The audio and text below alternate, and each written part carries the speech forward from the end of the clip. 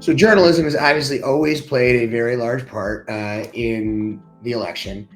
How, in your experience, has campaign coverage changed? How is it different now than it used to be? Even just since, let's say, George W. Bush or even Barack Obama's presidency, there really have been massive changes, and largely driven by technology and social media, but to some extent also by our politics and our candidates for office. It's instant now, it's live streamed, and everybody expects instant results. So if you don't know the election results on the same night, which we probably won't, people get agitated, not just because they've been primed to by some candidates, but because we're just all used to everything being instant. Candidates have learned that because of the massive shifts in the entertainment industry, you can go on a Joe Rogan podcast or Call Her Daddy and be able to capture in a sort of a softer, more personalized setting with less kind of investigative or political reporting, aspects to it, a much wider audience. And so again, this bypassing of the media filter and the fragmentation of media have both made real changes in the way mainstream news reporters are actually able to reach the audiences that they're trying to educate. What does it mean for an editorial board to make an endorsement at that paper, and how do they decide to make that endorsement and who to endorse? This is a really complicated topic, and I'm not an official media critic, so I don't really want to play one, but I'll give you some of my sort of top line observations. Not every news organization has an editorial board, and not every news organization makes candidate endorsements in any race, including presidential contests. But when you do have an editorial board and you have a history of making those endorsements, and you decide suddenly in the closing week of the campaign not to do that, and at the same time, the ownership of the newspaper in question is a billionaire, and at the same time, one of the two major party candidates has threatened to go after enemies in the media landscape, that's where a lot of the concern is arising. And what I'm hearing from a lot of journalists who work on the reporting side of these news organizations, which has traditionally been firewalled from the editorial boards, they're very concerned about the idea of people canceling their subscriptions because that actually further undermines their ability to do their job as reporters and to inform the public. So it's a very tricky and ugly situation. We've seen historically that the public says they're less interested in a newspaper telling them how to vote. So some of those are long-term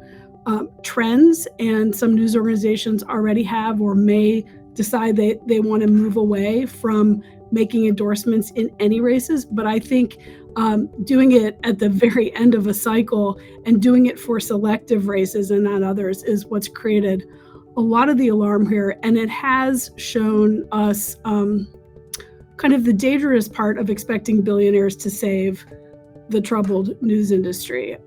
Outside of the timing of when they've chosen to do this, is there any conflict in a newspaper that is responsible for giving unbiased information, also having a division that tells its readers who they believe should be the candidate for president or whomever? The tradition and longstanding practice in news organizations that have editorial boards is that doesn't bleed into the reporting. Although there's a tremendous amount of dismay internally and anger about the owners of news organizations blocking what editorial boards can publish, the reporting side itself has not been impacted in these cases. That does suggest both a different standard and so far the maintenance of that firewall. So I think I understand from a consumer perspective, if readers or viewers perceive a conflict, that creates a credibility standard or issue for the news organization.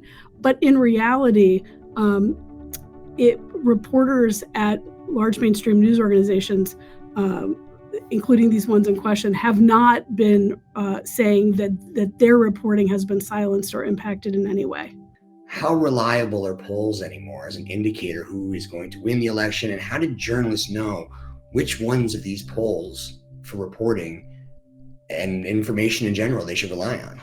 There's an old cliche about polls that says the only thing worse than a poll is no poll. So when elections are as close as they have been, especially at the presidential level in the last couple of cycles, it is really, really difficult to get even basically a spot on poll to be predictive about what's going to happen. And the reason why is because most polling, if you think about a poll, you're usually talking about a poll of about 1,000 US adults, or maybe if it's a really big poll, it's 2,000 US adults or US voters or likely voters, a couple thousand people. The margin of error when you have a poll that's around 1,000 people is 3%. But 3% is really 6%, because what 3% means is it could be wrong in one direction by 3%, or it could be wrong in the other direction by 3%. So that's like a 6% sort of, it's like, well, we're close enough. We're within 6 points of definitely telling you what's going to happen.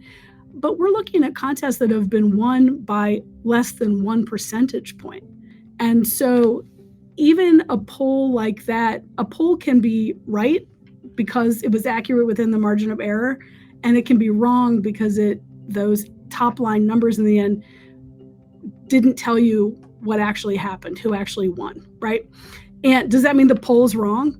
Well, not really. It means the faith that you put in the poll was wrong, because the poll was never meant to predict what was going to happen. Polls should not be used by voters or analysts or journalists or anyone to tell you a thing that is unknowable because it hasn't happened yet.